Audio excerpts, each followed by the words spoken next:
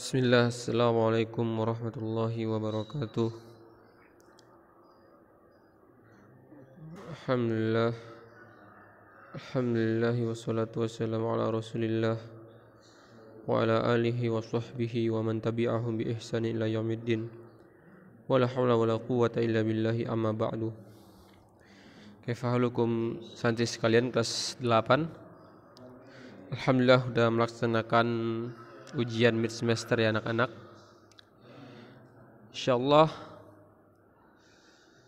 satu pekan lagi anak-anak akan kembali ke Ponpes ya, dan kita akan bertatap muka ya insyaallah. Dan pada kali ini mungkin Ustadz hanya sedikit membahas tentang tafsir tauhid ya. Bisa dilihat di layar, kita akan ada tafsir tauhid dari sholat, zakat, puasa, dan haji. Insyaallah pada kesempatan kali ini kita hanya akan membahas tentang tafsir tauhid. Sedangkan untuk dalil sholat, zakat, puasa, dan haji anak-anak bisa lihat sendiri di buku ya, bisa dibaca. Untuk tafsir tauhid di situ tidak ada jelaskan. Langsung saja anak-anak, kalau mau buka bukunya boleh dibuka di halaman 133. Silakan disediakan alat tulisnya. Pertama, tafsir tauhid. Tauhid, sebelumnya apa itu pengertian tauhid ya? Tauhid itu yaitu ifradullah, yaitu mengesahkan Allah dengan di dalam kekhususan Allah. Dari tauhid rububiyah ini tauhid uluhiyah dan tauhid asma wa sifat. Ini berkaitan dengan pelajaran pas kelas 7 ya anak-anak. Tauhid rububiyah, uluhiyah, dan asma wa sifat. Itu pengertian tauhid secara syariah, itu mengesahkan Allah dalam apa-apa, dalam kekhususan Allah. Dari tauhid rububiyah, tauhid uluhiyah, dan tauhid asma wa sifat. Mengesahkan Allah dengan apa-apa yang menjadi kekhususan Allah. Itu pengertian tauhid ya. Kemudian membahas sedikit tauhid, yaitu kita dulu orang-orang di zaman jahiliyah, di zaman Nabi Ibrahim, apakah mereka benar-benar meyakini bahwasanya sesembahan itu adalah yang menciptakan mereka? Jawabannya tidak.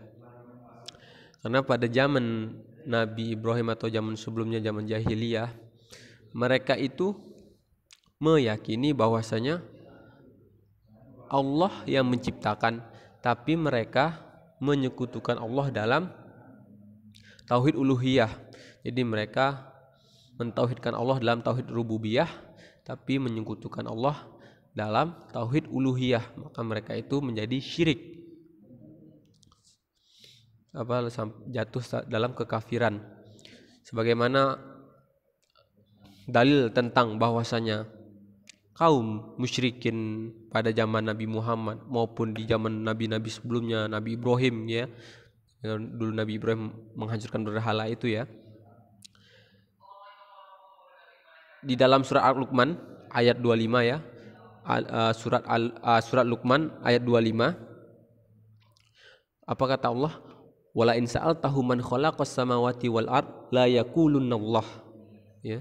Walain, dan lain itu penekanan, dan jika engkau bertanya, sa'altahum man khalaqas samawati wal ard, siapa yang menciptakan langit dan bumi, la yaqulunallah, niscaya lah, ini penekanan ya anak-anak. Boleh anak-anak lihat di surat Luqman ayat 25, la yaqulunallah, niscaya mereka sungguh-sungguh bahwa yang menciptakan langit dan bumi itu adalah Allah Subhanahu wa taala. Tapi mengapa mereka dikatakan syirik dan kafir ya?